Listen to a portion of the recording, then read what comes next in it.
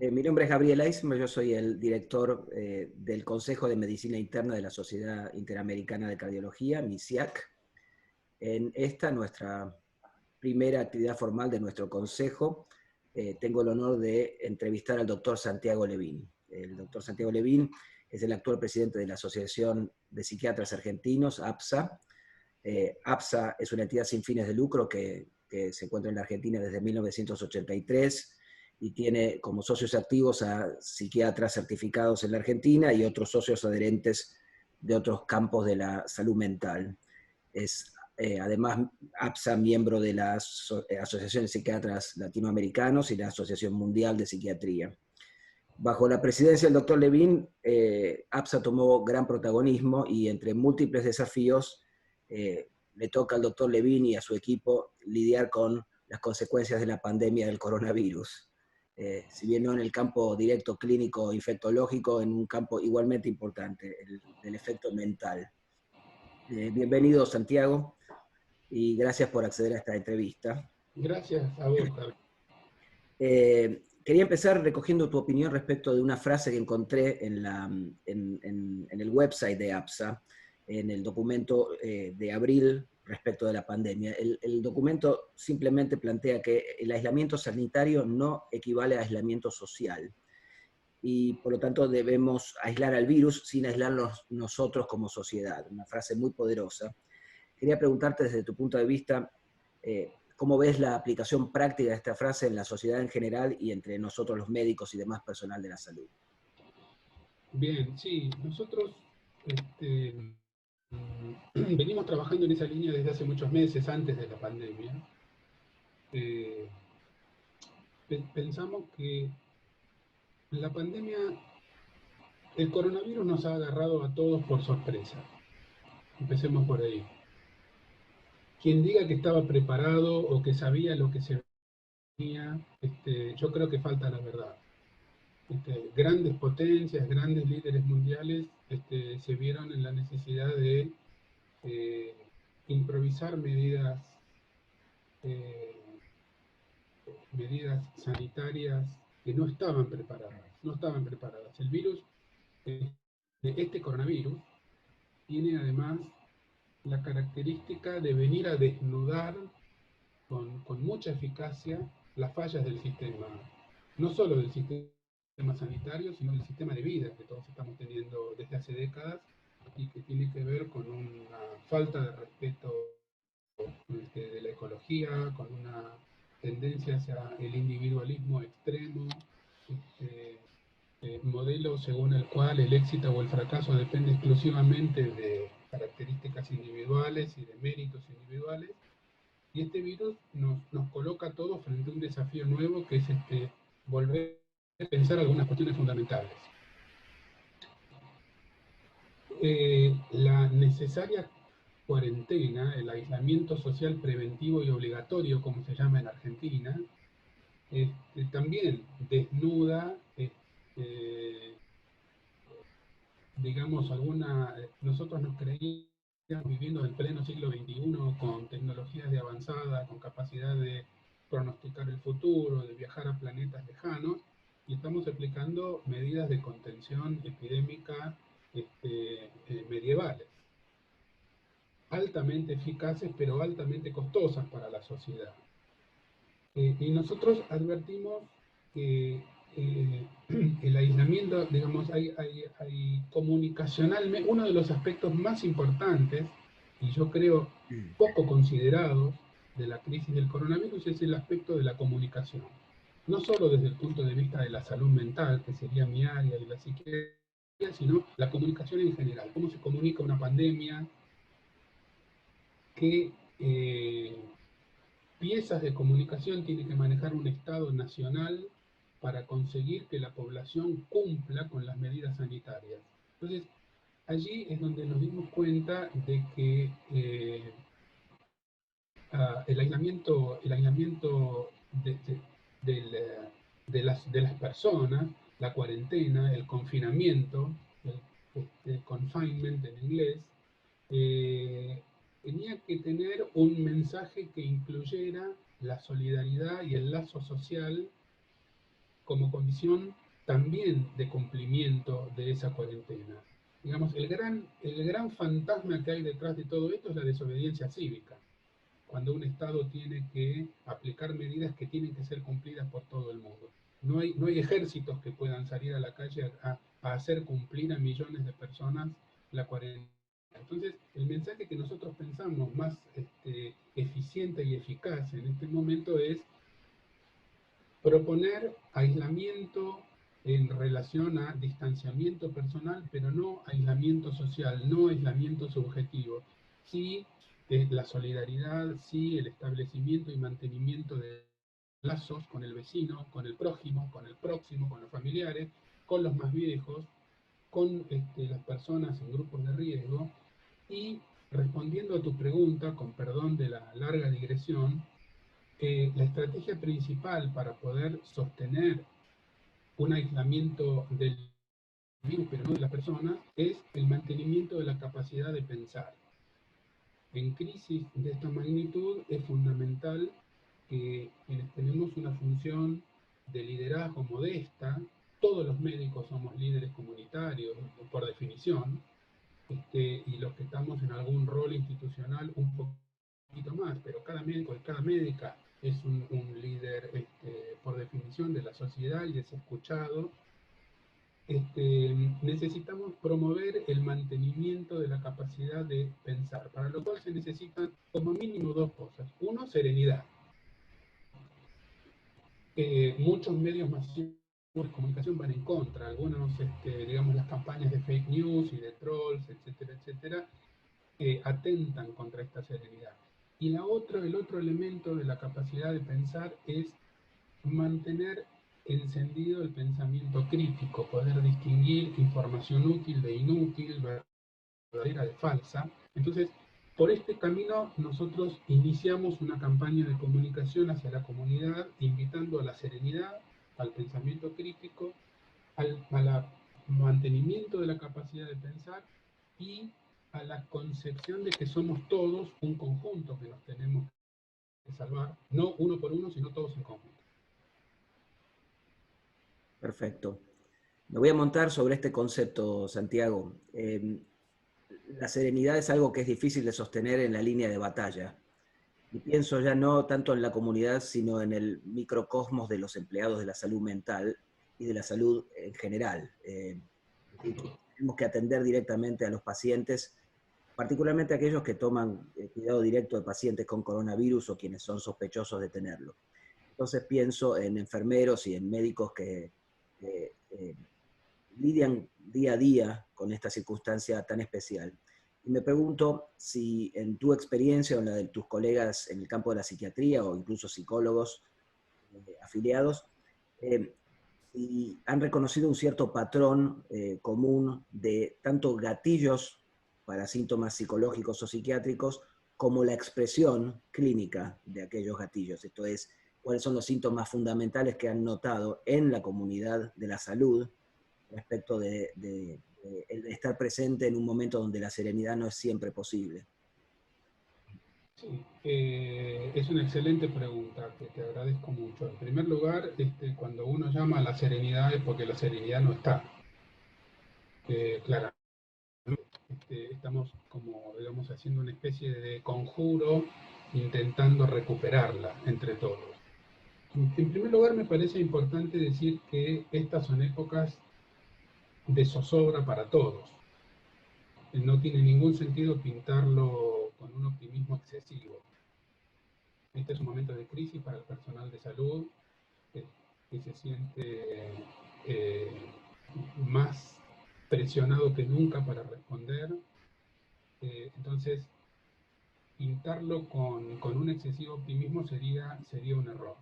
En segundo lugar, en momentos de grandes pérdidas, esto puede ser entendido desde el punto de vista psicológico como un momento de gran pérdida de libertades individuales, de pérdida de actividades cotidianas, de la posibilidad de abrazarse, de tocarse, de el recrearse, de salir al cine, etcétera, de tener tiempo de descanso. Entonces, esa pérdida, y también pérdida de proyectos, porque hay muchos proyectos que han quedado suspendidos también, para nosotros los médicos y el personal de salud. Viajes, vacaciones, posgrados, planificación de estudio para los hijos, etc. Entonces, ante una pérdida y una situación de crisis, los sentimientos de angustia, de rabia, incluso de ira, son normales. Es muy importante que transmitamos que no todo lo que se siente como un exceso es patológico. Entonces, hay que tratar de distinguir bien, y no es tan complicado hacerlo, que sentirse incómodo, dormir mal, tener momentos de ira, tener momentos de confusión, de angustia, de ansiedad, de incertidumbre, forman parte de la reacción pertinente de las personas, de los seres humanos, ahora hablando del personal de salud, frente a una situación como esta pandemia por el coronavirus actual. Entonces, el primer mensaje es: no nos apuremos a diagnosticar o a patologizar o a medicar estas reacciones que las consideramos pertinentes. No sería pertinente permanecer impertérrito en el medio de una catástrofe como la actual. Sí es pertinente estar mal en un sentido muy general. Ahora, también es verdad, y esto es un concepto de la medicina clásica, que hay individuos más frágiles y individuos más resilientes. Sigmund Freud decía que si uno golpea una copa de cristal, la copa se va a romper, pero no por cualquier lado, sino por donde estaban las líneas microscópicas de fractura que tienen los objetos de cristal y que tenemos también simbólicamente los seres humanos. De modo que esto es verosímil y es probable y que una situación de tanta presión como la actual haga aparecer síntomas, sí, en este caso patológicos, en un cierto número de personas pertenecientes al personal de salud, médicos, enfermeros, psicólogos, odontólogos, kinesiólogos, personal de limpieza, etcétera, en general y muy en particular los que están en la primera línea de atención y los que están atendiendo pacientes en asistencia respiratoria mecánica en las unidades de cuidados intensivos.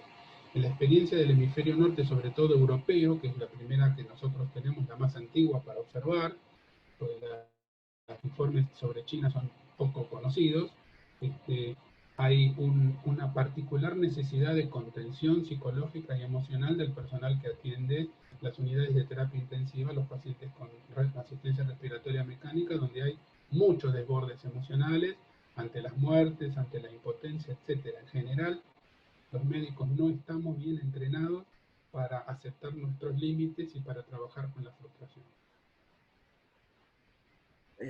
Digamos, enfatizando un poco esta respuesta, ¿qué síntomas deberían preocuparle a aquel que tiene la oportunidad de reflexionar sobre el hecho de que no está al 100% de la esfera mental?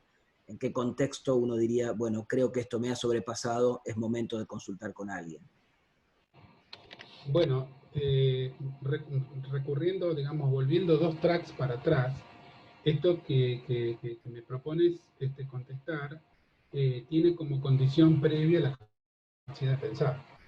Digamos, para que un individuo pueda darse cuenta de que le está pasando algo que lo excede, tiene que tener encendido un poco su pensamiento crítico, su insight, su capacidad de contrastar, etc. Entonces, yo creo que como regla general, cuando un trabajo, una tarea se convierte en una carga demasiado pesada de sobrellevar, cuando el profesional no puede dejar de sentir angustia con síntomas que es una ansiedad, con síntomas físicos, el nudo en la garganta, la transpiración, el llanto fácil, la desorientación, es un buen momento para pedir una consulta, no necesariamente especializada. Yo creo que acá tenemos que revalorizar el poder de la palabra y de la comunicación.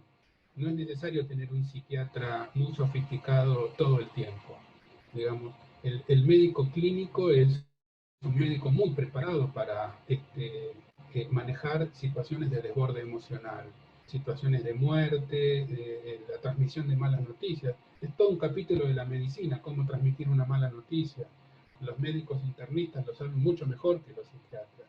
Entonces, la vieja tecnología de sentarse a conversar un rato alivia una proporción muy alta de esa situación. También el manejo en los equipos de la idea de equipo, de la idea de conjunto, de que estamos juntos en esto y que estamos juntos en las malas y estamos juntos en las buenas. Yo creo que es necesario hoy, más que nunca, que los equipos que trabajan con pacientes críticos puedan estar íntimamente comunicados y sean estimulados a expresar sus sentimientos sin temor, a pedir momentos de descanso, a expresar con llanto o con dolor situaciones de pérdida, sin temor a ser patologizados o a ser medicados o a ser apartados. Las emociones son siempre bienvenidas. Santiago, me pregunto si existen o estás al tanto de algún programa de entrenamiento para los líderes de equipos médicos, sabiendo que la capacidad de pensar está en jaque, en el sentido de aconsejar a sus subalternos o a sus compañeros de trabajo cuando corresponda, a expresar esas emociones sin llegar al punto en que el estrés de estar en esta situación complicada limite su capacidad de trabajar al 100%. Seguramente deben existir micro iniciativas como esa en muchos lados, pero no existen a nivel estatal o global. Hoy a la mañana estuvimos reunidos con la presidenta de la World Psychiatric Association, que tuvo la amabilidad de unirse a la reunión de la comisión directiva de nuestra asociación de psiquiatras argentinos, y justamente nos contaba cómo recién ahora estamos empezando a entender cómo organizarnos para ayudarnos los unos a los otros, unas asociaciones a las otras. Y esto de recién ahora, esto es lo que pasa en las crisis. Uno, en vez de prevenir, llega tarde. ¿No es cierto? La crisis, si hay prevención, no hay crisis. Entonces, la crisis lo que habla justamente de una falla en la prevención. Uno no tiene los paquetes armados ni los programas armados. Y acá hay varios outputs posibles. Por ejemplo, nosotros observamos que algunas autoridades sanitarias se contentan con publicar PDFs con recomendaciones. Yo quiero decirlo sinceramente, los PDFs con recomendaciones sirven de muy poco. No es tiempo de sentarse a leer un PDF de 18 páginas. Cuando no dicen obviedades, dicen cosas imposibles de cumplir. Entonces generan mucha frustración en los equipos de salud. Yo creo que acá, en relación al entrenamiento, lo que hay que hacer es una rápida puesta al día de la importancia del concepto de liderazgo. El médico como líder, el jefe de servicio como líder, el entrenador de residentes como líder. Líder no quiere decir que no pueda sentir miedo, ni angustia, ni otra clase de sentimientos poco valorados socialmente. Líder quiere decir ayudar a los compañeros y las compañeras a entender lo que está pasando, a no desesperarse, a no cometer acciones heroicas. No necesitamos héroes ni mártires en la salud. Necesitamos que los profesionales todos exijan las medidas de protección personal, no se arriesguen más allá de lo estrictamente necesario, se cuiden a sí mismos para cuidar a los demás, como las famosas instrucciones en los aviones en caso de despresurización. Perfecto. Una última pregunta y un pedido de consejo. La pregunta es esta. Latinoamérica, por diferentes cuestiones de índole laboral, protecciones, el número de presos por cada 100.000 habitantes, la distribución tristemente inequalitaria de la riqueza, está en un especial nivel de riesgo. Digamos, yo sé que en tu posición tenés estadísticas de cuál es la situación mental en el contexto de la pandemia en la Argentina.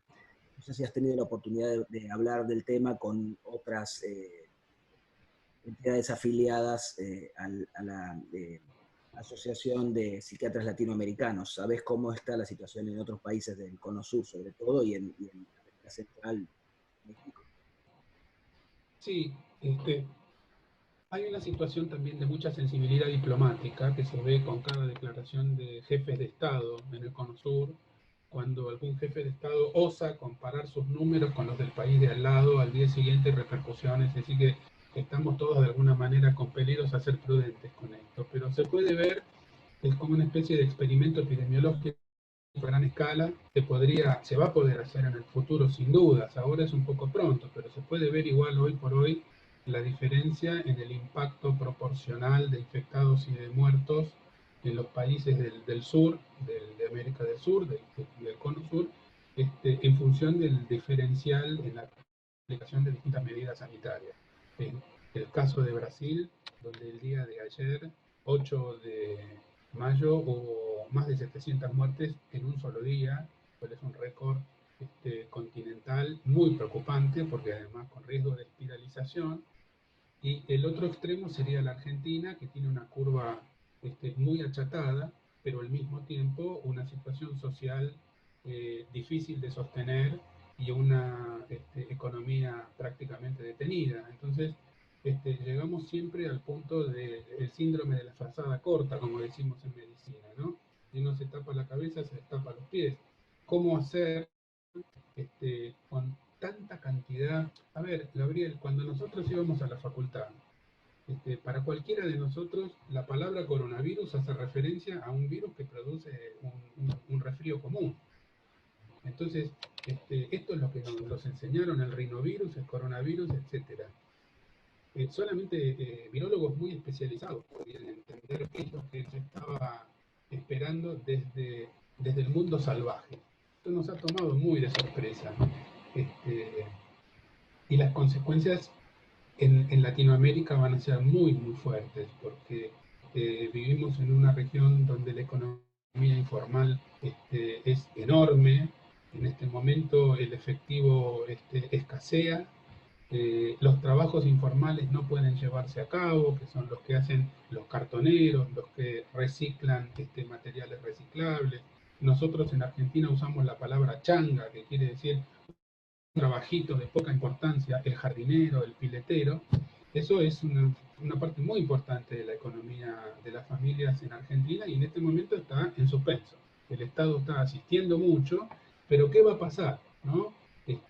Acá estamos esperando no un pico, sino una meseta muy larga que dure varios meses, lo cual significa que hay que ir preparando a toda la comunidad en sus distintos estratos y sus distintas realidades, con una tasa de pobreza y de indigencia muy alta, para poder soportar estos meses de meseta larga, con pocos casos y pocas muertes, pero con una sensación de que no se termina nunca.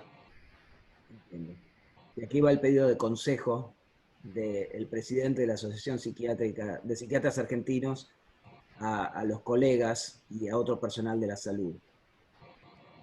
¿Cómo lidiamos con esto cuando dura tanto? ¿Qué tipo de cosas, qué tipo de consejo general, qué tipo de mantra tenemos que repetir día a día para no caer en la oscuridad de los tiempos tan complejos? Es una excelente pregunta que no va a tener una excelente respuesta, así que pido disculpas de antemano. En primer lugar, quisiera alejarme del género narrativo de los consejos que está tan de moda en este momento para cuarentena, y que nos lleva a una especie de vida militar donde hay que hacer todo bien, hay que cocinar, hacer ejercicio, bajar de peso, ayudar a los hijos a hacer la tarea, hacer todo bien y mucho, y leer muchos libros, etc. Todos estamos menos productivos. La cuarentena y la angustia nos hacen menos productivos. Entonces, en primer lugar, el primer consejo sería reconocer que estamos en un momento de crisis. No estamos en un momento maravilloso. Lo segundo es pensar que esto es transitorio, no vino para quedarse para siempre. Claramente es transitorio, podrá durar un año más, un año menos. La vacuna va a venir. Y la gran pregunta es si esto nos va a dejar una enseñanza para colaborar con un mundo mejor o no. El tercer consejo sería, los médicos estamos en una situación muy interesante para volver a entender que ningún especialista es el dueño de la medicina. Nosotros tenemos que trabajar en conjunto. neurólogos, psiquiatras, clínicos, internistas, infectólogos, tenemos que volver a escucharnos entre todos y entender que todos tenemos una partecita del rompecabezas. Lo mismo con otras profesiones indirectamente relacionadas con la salud. Esto es un gran llamado a la humildad de todos nosotros. Y yo creo que ayuda mucho pensar que formamos parte de un sistema más grande y que podemos colaborar un poco y aprender un poco. Doctor Santiago Levín, presidente de la Asociación de Psiquiatras Argentinos, un hombre dueño de una gran claridad y además un amigo. Muchas gracias, que estés bien, que estén todos bien en Argentina y, si es posible, en el resto del mundo también. Gracias. Lo mismo deseo, muchísimas gracias. Bueno.